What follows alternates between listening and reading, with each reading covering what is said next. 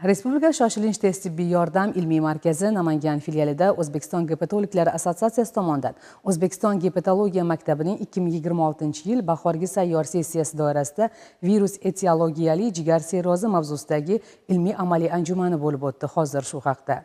Jahon Sog'liqni saqlash tashkilotining ma'lumotlariga ko'ra, har yili gepatit B virusi bilan kasallanish holatlari 325 millionga yaqin. Gepatit C bilan esa bu ko'rsatkich kamida 200 million nafar kishini tashkil etadi. Ushbu viruslar bilan vaqtida kurashish inson umrining davomli bo'lishida muhim omildir. Aytish kerak, mamlakatimizda bu borada yo'lga qo'yilgan tizimli ishlar ko'lami so'nggi yillarda tobora kengayib boryapti. Virusologiya ilmiy tadqiqot instituti olimlari bilan hamkorlikda o'tkazilgan seminarda infeksionist shifokorlar, oilaviy shifokorlar hamda yosh tibbiyot xodimlar ishtirok etdi. Institut mutaxassislari tomonidan virusli gepatit B, C, D etiologiyalari, surunkali gepatitlarni tashxislash va davolashning yangilangan protokollari, jigar kasalliklari, patogenetik bog'liqlik mavzusidagi yangiliklar atroflicha tushuntirildi. Surunkali bo'lib kelayotgan virusli gepatit B, C kasalliklarini erta aniqlash, oldini olish, davo chora-tadbirlarini hamda jigar sirroziga olib bormaslik maqsadida ushbu seminarimizni olib boryapmiz.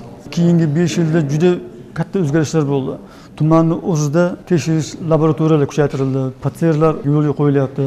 2 yildan beri o'zimizda yuqumli kasallik shifoxonasida ham jigar alohida tekshiruv usullari, fibroskan, virusni analizatorlari, PCR polimer zanjir reaksiya analizatorlarini qo'yishni yo'lga qo'yganmiz. Bu ilmiy tekshirishlarni viloyat darajasida, tumandagi shifoxonalarda, tumandagi oddiy chekka poliklinikalarda ham xuddi shu tekshiruvlarni amalga oshirish maqsadimiz. Tadbirda yana bir muhim masala chekka hududlarda faoliyat yuritayotgan shifokorlarni zamonaviy bilim va xalqaro davolash standartlari bilan muntazam tanishtirib borish zarurligi alohida qayd etildi. Tibbiyot fanlari doktorlarining jigar sirrozini aniqlash va davolash bo'yicha yangilangan protokollar yuzasidan qilgan ma'ruzalari amaliyotchi shifokorlar tomonidan katta qiziqish bilan tinglandi. Ishtirokchilar o'zlarini qiziqtirgan savollarga batafsil javob olish imkoniga ega bo'ldi.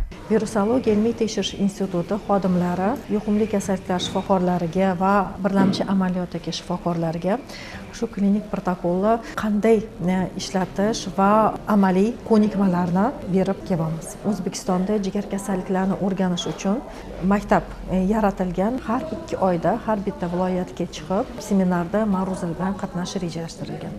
Jigar sirrozi ko'pincha uzoq muddat davom etadigan virusli gepatitlarning asorati sifatida yuzaga keladi. Shu bois kasallikni erta bosqichda aniqlash, aholi orasida tibbiy madaniyatni oshirish, profilaktik tekshiruvlarni keng yo'lga qo'yish muhimdir. Xulosa o'rinda aytish mumkinki, mazkur ilmiy amaliy anjuman nafaqat mutaxassislar uchun tajriba almashish maydoni, balki sog'liqni saqlash tizimida jigar kasalliklariga qarshi kurashishni yangi bosqichga olib chiqish yo'lidagi muhim qadam bo'ldi.